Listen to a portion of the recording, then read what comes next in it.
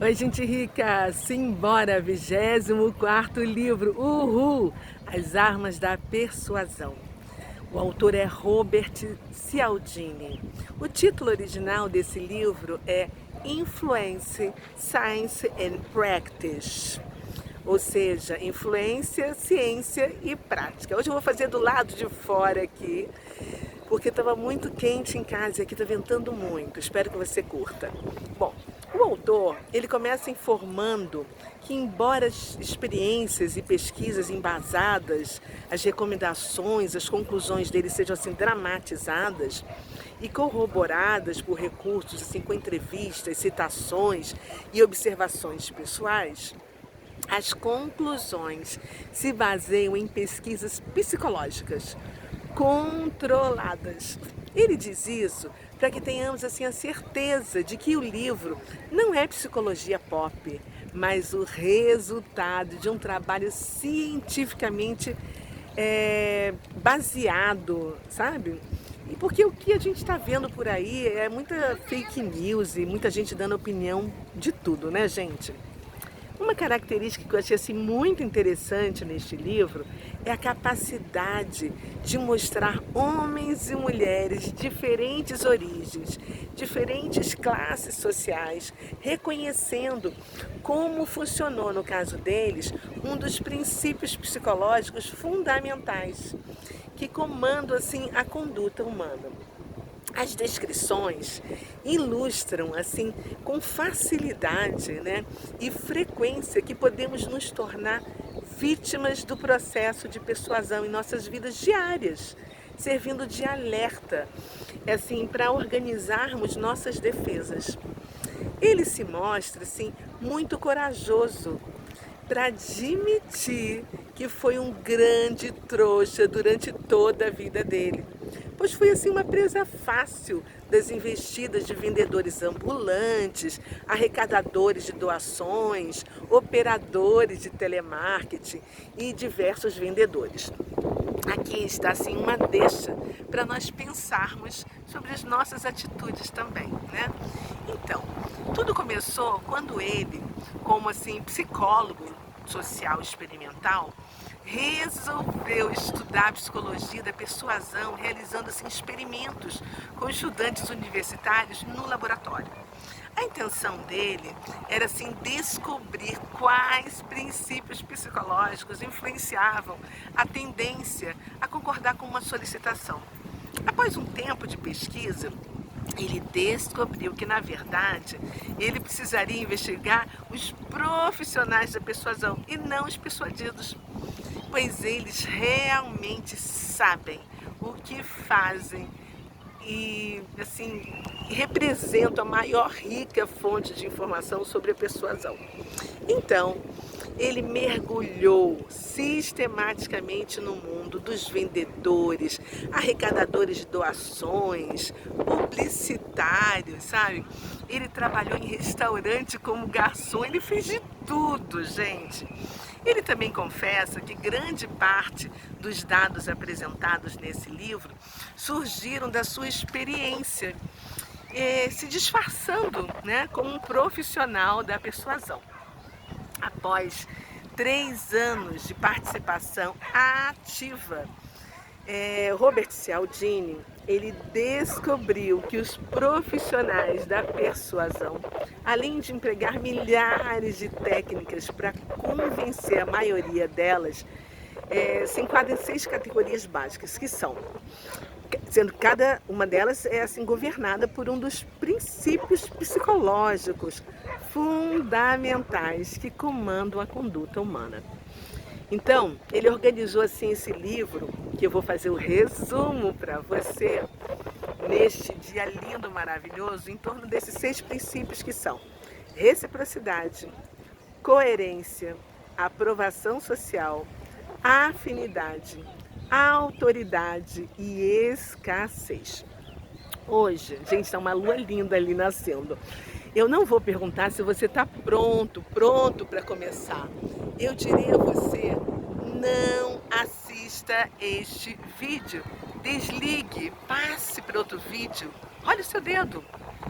Agora, para você, que é uma pessoa persistente, que vai continuar aqui comigo. Simbora, vamos em frente, porque eu vou começar o meu resumo. E tudo que eu falei antes foi assim só uma introdução. Então, aproveite agora, deixa o seu like. E se você está chegando aqui pela primeira vez, muito prazer. Eu sou a Cristiane Oliveira, imagem e semelhança do Senhor. Me siga, aperta aqui embaixo o sininho para o YouTube te avisar todas as vezes que eu subir um novo vídeo, tá? Ok? Combinado? Então, deixe o seu like e ao final compartilhe com seus amigos, porque a informação é muito importante. Eu quero começar dizendo que ao final deste livro, o autor relaciona em 19 páginas a bibliografia em ordem alfabética. Os estudos, sabe? Os livros, os jornais, comentários, apontamentos. Gente, são tantas anotações sobre pesquisas que ele realizou nesses 3 anos para dar embasamento a essa obra literária de valor assim inestimável. Vou tentar virar aqui para vocês olharem para lá. No primeiro capítulo, ele fala sobre as armas de influência e cita uma frase de Alfred Knopf. Acho que é assim que se fala o nome dele. Ele foi assim um filósofo, matemático, que nasceu no Reino Unido e nasceu em 1947 em Cambridge, nos Estados Unidos. E ele foi assim o fundador da escola filosófica conhecida como a filosofia do processo. Atualmente é aplicada assim, em vários campos da ciência, como na ecologia, teologia, pedagogia, física, biologia, economia, psicologia, né? A frase dele, do Alfred, diz o seguinte: a civilização avança ao ampliar o número de operações que podemos realizar sem pensar nelas. Entendeu? Vou repetir. A civilização avança ao ampliar o número de operações que podemos realizar sem pensar nelas. Já deu para perceber o rumo desse resumo, não é? Pois é. Olha que lindo, gente. Ele cita o exemplo de uma mãe perua. É um animal, tá, gente? Não é uma mulher perua, não. É um animal que cuida, assim, dos seus filhotes. E quando eles emitem, assim, um grunhido, né? Ela dá aquele start. Quando faz aquele glu, glu, glu, glu, glu de peru, né? É um som que ativa e influencia a mãe perua a fazer algo e cuidar dos filhotes. É assim um estopim, um clique, som. E ele cita também um exemplo de uma amiga que ela é dona de uma joalheria com seus clientes e em sua maioria assim endinheirados, com pouco conhecimento sobre pedras e joias e que utiliza um princípio padrão, que é um estereótipo, para orientar as suas compras, que é caro é igual a bom. Além da regra, caro que é igual a bom, existe um outro lado da moeda que o barato é ruim, que também se aplica ao nosso modo de pensar. O preço sozinho se tornou uma característica desencadeadora de uma percepção de qualidade. Não é verdade? Por que isso acontece, gente? Porque nós fomos educados por essa regra, né? Você recebe aquilo pelo que paga. Lembra daquela frase, vale quanto pesa? É por aí. E nós confirmamos essa legitimidade várias vezes em nossas vidas. Em pouco tempo, simplificamos a regra para caro é sinônimo de bom. O preço superior costuma assim, refletir uma qualidade superior, não é verdade? Por outro lado, observe que em anúncios pessoais pelo mundo, as mulheres normalmente descrevem os seus atrativos físicos, enquanto os homens, eles destacam a sua riqueza material. O Robert, ele explica sobre a regra de atalho, que foi uma coisa que sempre fizemos em nossas vidas e agora estamos nos distanciando dela. Mas, infelizmente, nem todos ainda. Você ficou curioso, curiosa? Atenção, que eu vou te explicar, tá? Se um especialista disser algo, nós aceitamos isso como verdade. Como você vai ver também lá para o capítulo 6, daqui a pouco a gente chega lá. Existe uma tendência perturbadora em nossa sociedade de aceitar cegamente as afirmações e diretrizes de indivíduos que parecem ser autoridade em determinado assunto. Ou seja, em vez de a gente raciocinar sobre os argumentos dos especialistas e assim nos convencermos ou não, né? Normalmente, com frequência, o que a gente faz é ignorar esses argumentos e a gente se deixa levar apenas pelo fato de se tratar de um expert, né? Essa tendência de reagir de um modo mecânico a essa informação é o que chamamos de reação automática ou clique-zoom. Clique-zoom.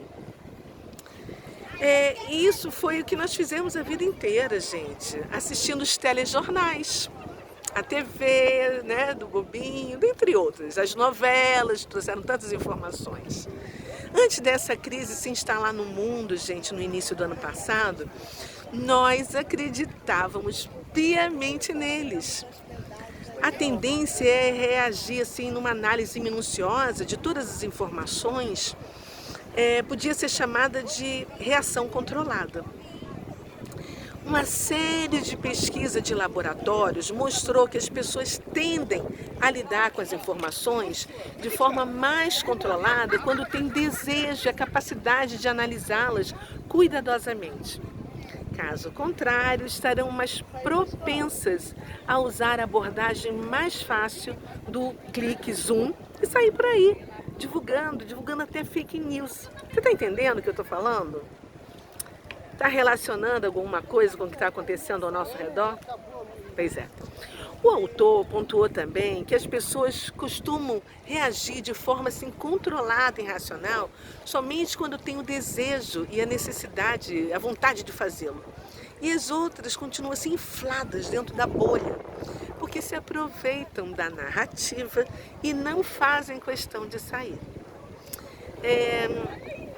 Mais ou menos assim, tem um momento que o autor traz uma carta, gente, de uma estudante de nome Sharon, que escreve para os pais dela, diretamente da faculdade onde ela está, uma carta, gente, que eu chorei de tanto rir.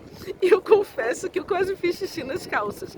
Eu não vou contar essa carta aqui para vocês, porque eu espero que você tenha essa experiência incrível de ler esse livro. Ele chama a arma de influência do princípio do contraste. E aqueles que aplicam essa arma podem lucrar, né, sem deixar transparecer que estruturaram a situação a seu favor. Gente, olha, para tudo. Eu quero te dizer que quem não tem esse livro, por favor, me avise. Escreva aqui embaixo do vídeo e eu vou dar um jeito desse livro chegar até você. Eu prometo. Porque você precisa passar por essa experiência dessa carta única de riso e de aprendizado, né, com tudo que o Robert traz pra gente. Ele é simplesmente fantástico. Se você já comprou um carro zero, com certeza você já experimentou o princípio do contraste após o preço do seu carro estar fechado. Eu já passei por isso quando eu comprei, né? O vendedor veio assim me sugerir adicionais como ar-condicionado, som, mostrando que cada precinho era irrisório em relação ao valor do meu carro que eu tinha comprado e que já estava fechado. E a compra faz uma diferença, gente, incrível no preço final, né? E quando você está com o contrato assinado, com tudo, você fica perplexo com o total a pagar. E só pode culpar a si mesmo, porque enquanto o vendedor exibe aquele sorriso triunfante de um mestre de jiu-jitsu, não é verdade? Isso já aconteceu com você? Comigo já. Bom, ele inicia o segundo capítulo para falar sobre reciprocidade. Lembra? Ele lembra um velho ditado que diz: é dando que se recebe. E se recebe de novo, e ele cita uma frase do Ralph Waldo Emerson, que é um famoso escritor, filósofo e poeta americano que estudou em Harvard. Para se tornar como seu pai, um ministro religioso. Gente, está tendo um pôr do sol, olha. O Ralph Waldo, ele foi assim um pastor em Boston, mas interrompeu essa atividade por divergências doutrinárias sobre a Eucaristia e foi assim um dos fundadores do movimento cultural denominado transcendentalismo, que foi um movimento ideológico assim, que exerceu assim, notável influência na formação da identidade cultural dos Estados Unidos e que deu a ele assim, grande prestígio internacional. A frase dele é a seguinte: pague todas as dívidas como se Deus estivesse escrito a conta. O livro cita somente a frase e o nome do autor, mas eu estou fazendo assim essa busca e trazendo para você um pouco mais de informação e você vai com o tempo, capítulo a capítulo, entender o porquê que eu estou fazendo isso. Me aguarde, tá? Vamos lá.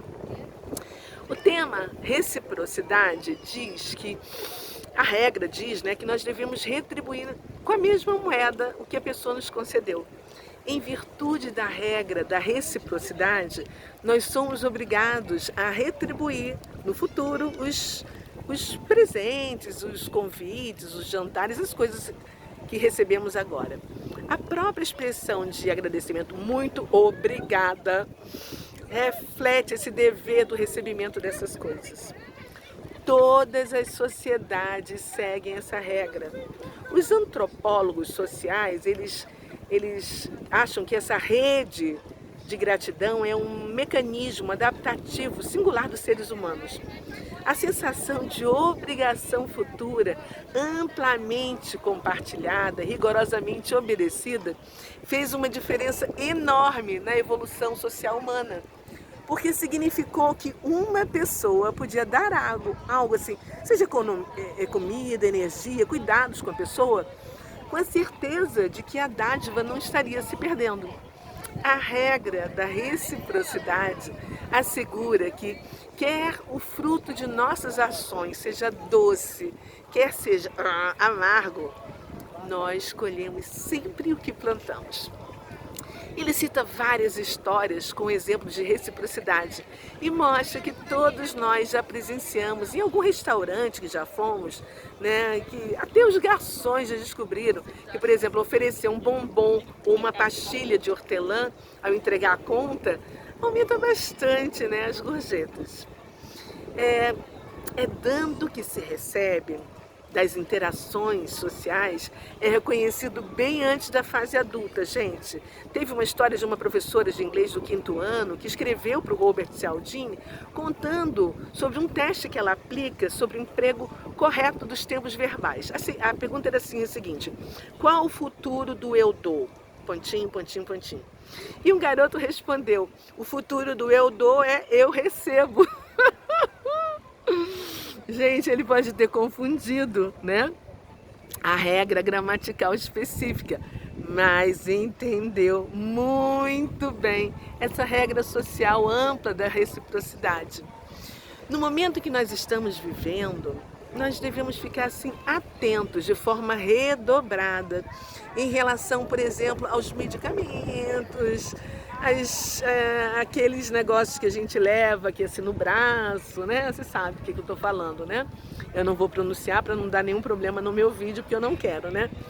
Então o autor, ele diz que tanto os cientistas, tanto políticos predispostos, né, pela formação a serem assim perspicazes, críticos e alertas, podem ser dominados pela contracorrente insistente com os favores.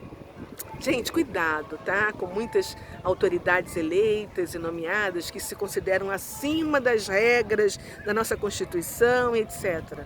Olha aí, gente, o que está acontecendo com o circo que está sendo que foi implantado lá no nosso Senado, não é verdade? Não vou falar sobre isso não. Obviamente, o poder da reciprocidade, ele pode também ser observado no comércio. Saiba que a amostra não é tão grátis quanto parece. Você já ouviu falar em bug? Ou já recebeu algum? Eu já recebi, eu faço isso sempre, sabe?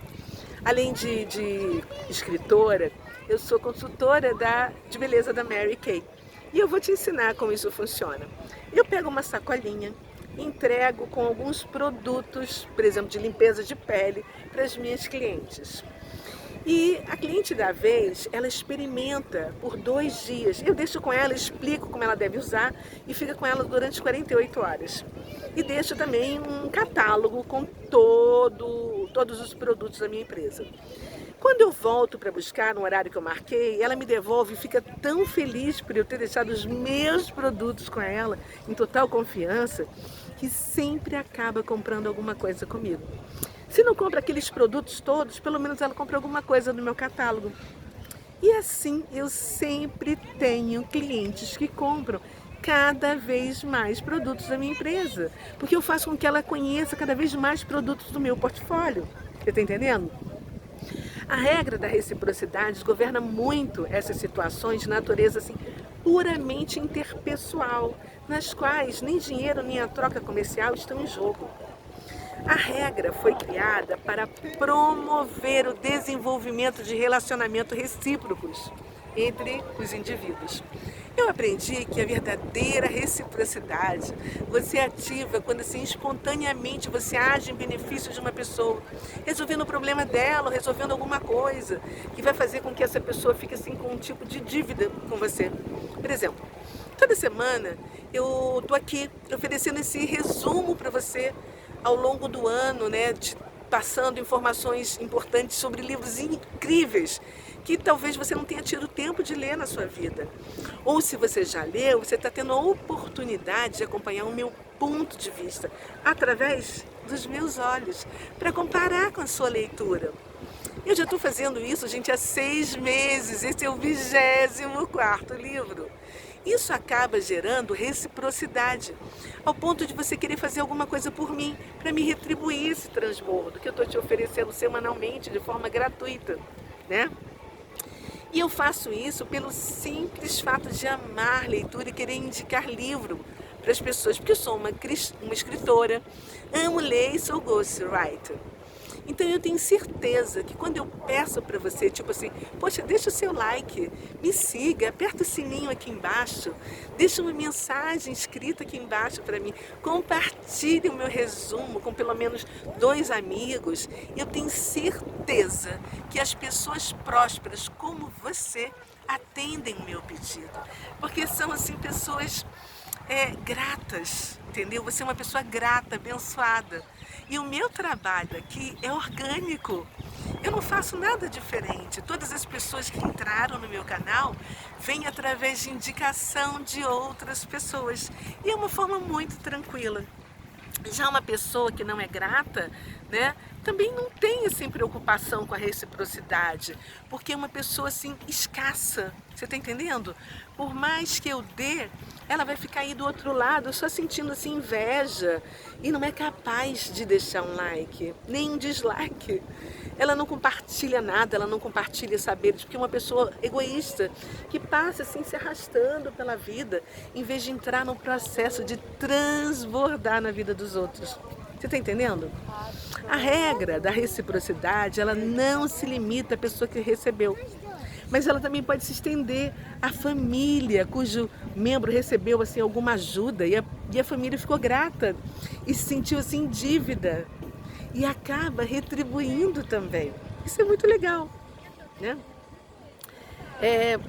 Embora tenha se promovido para fazer trocas entre pessoas, a regra pode ser produzida para produzir resultados desiguais. Eu vou explicar. Quase todos nós achamos péssimo estar num estado de obrigação. nós nos sentimos oprimidos e queremos nos livrar disso, né? Às vezes uma pessoa nos faz um favor pequeno e tempos depois nos pedem algo assim grande. E nós acabamos fazendo para nos livrar do favor inicial. Como não queremos fechar a porta da graça, a gente assim é treinado desde a infância a sofrer, né, por causa do peso da obrigação. Ou seja, nós nos dispomos a concordar prestar um favor maior do que aquele recebido apenas para aliviar a carga psicológica da dívida que temos com aquela pessoa. Existe outra razão também. É tipo assim, uma pessoa que viola a regra da reciprocidade, aceitando as boas ações dos outros sem procurar retribuí-las, é repudiada pelo grupo social. A exceção só ocorre quando a pessoa se impedida, né, de retribuir por, sei lá, por incapacidade ou força das circunstâncias, né? Nós precisamos prestar muita atenção nas concessões que nós fazemos na vida, por conta da reciprocidade. Saiba que a técnica da rejeição, seguida de recuo, além de incitar, né, as pessoas a concordarem com o pedido menor, faz com que cumpram a promessa de satisfazer e se disponibilize para novas solicitações. Todos nós que somos membros da sociedade somos treinados desde a infância a cumprir essa regra, gente. Ou a gente corre assim o risco de ter uma desaprovação social, entendeu? Para finalizar esse capítulo, ele cita uma frase do 35º presidente dos Estados Unidos, John F. Kennedy, que disse o seguinte: aqueles a quem muito se dá, muito se exige. Não é? Vamos ao 3º capítulo? Simbora! Ele vai falar sobre compromisso e coerência. Ele começa com a citação do que ninguém menos Leonardo Piero da Vinci. Leonardo da Vinci, né? Um italiano que nasceu na aldeia Vinci, perto de Florença, um lugar lindo que eu conheci. Ele foi assim uma das figuras mais importantes do Alto Renascimento, gente. Ele foi e é considerado assim um gênio, né? Pois se mostrou assim um excelente anatomista, engenheiro, matemático, naturalista, cientista, arquiteto, urbanista. Que mais, gente? Deixa eu ver.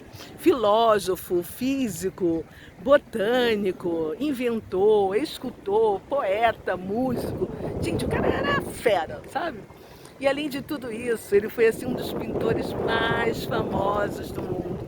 Ele é o criador do quadro Mona Lisa, que se encontra no Museu do Louvre, em exposição permanente. E assim foi avaliado 760 milhões de dólares. Isso em 2016, tá?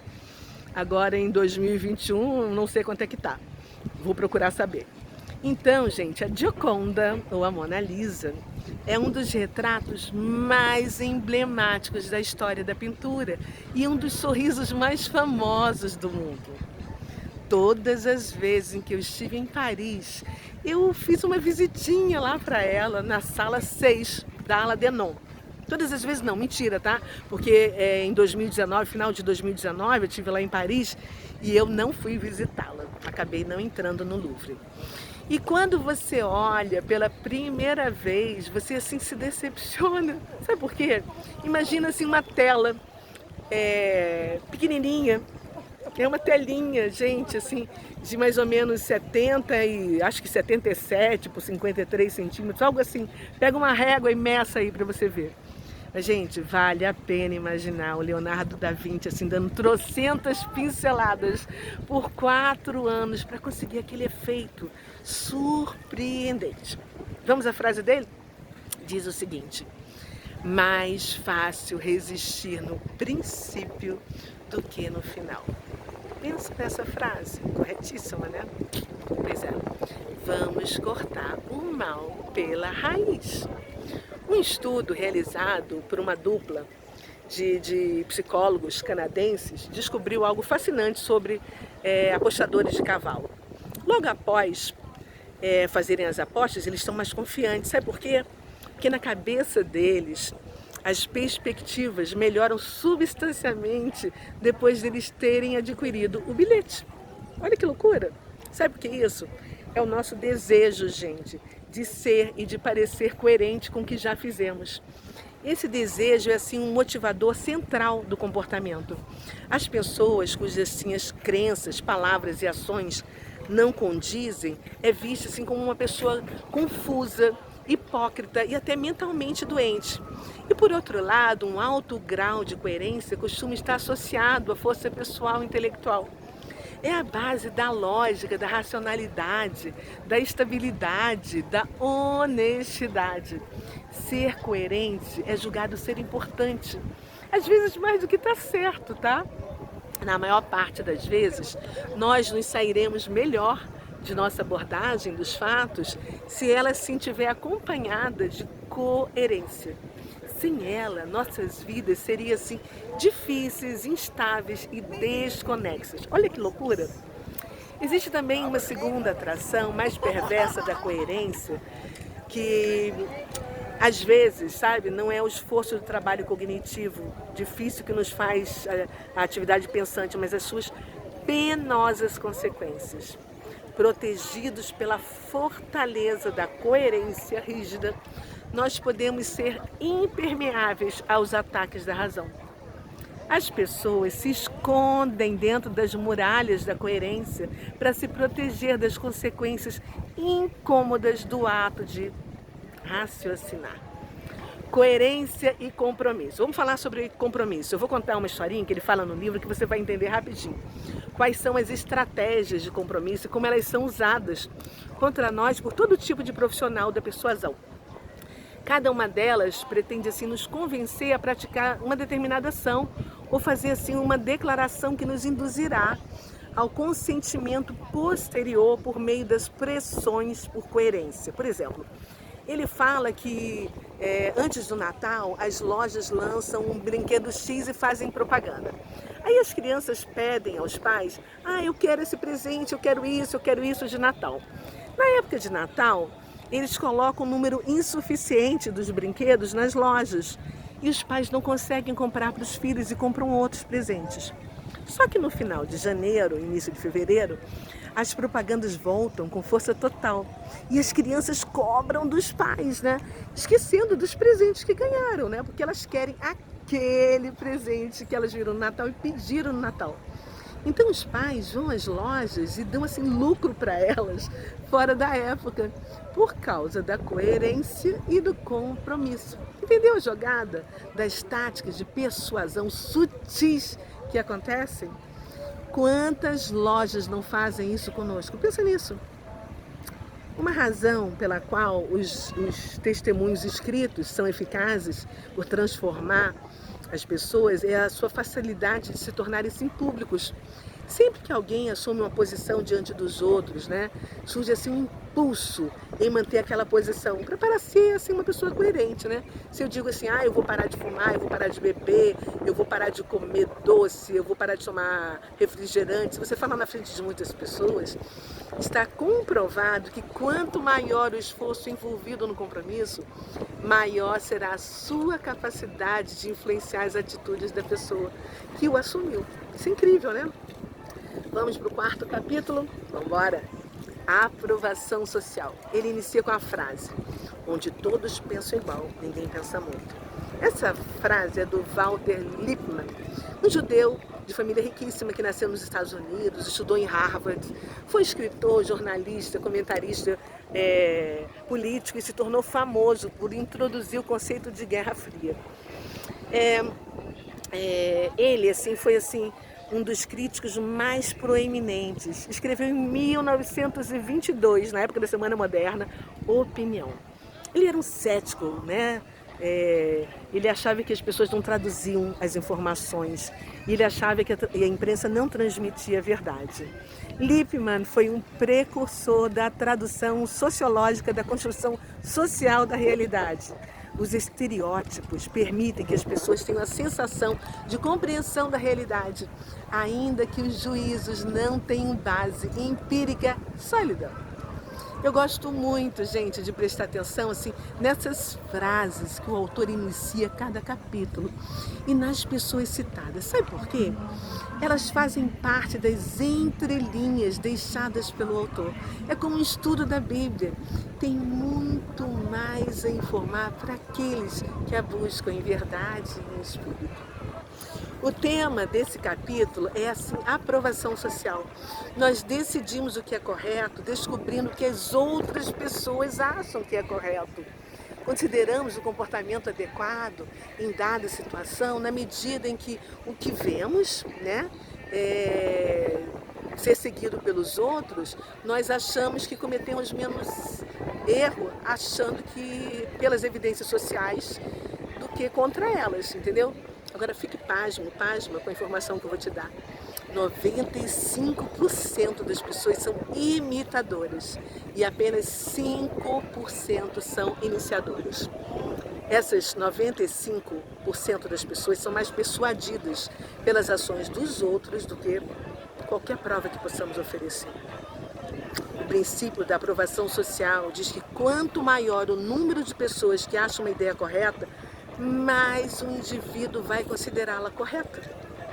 Numa situação ambígua, quando todos observam, né, pode levar a um fenômeno assim fascinante, levar à ignorância pluralista. A aprovação social trabalha sobre duas frentes. A primeira é a incerteza, quando a pessoa está insegura, não sabe assim o que fazer, sabe? Aí ela tem a tendência a prestar atenção nos outros e aceitá-la correta. E a segunda é sobre assim, a aprovação social. É mais influente assim, quando ela segue uma liderança, né? A liderança de outras pessoas que são semelhantes. Vamos para o 5º capítulo?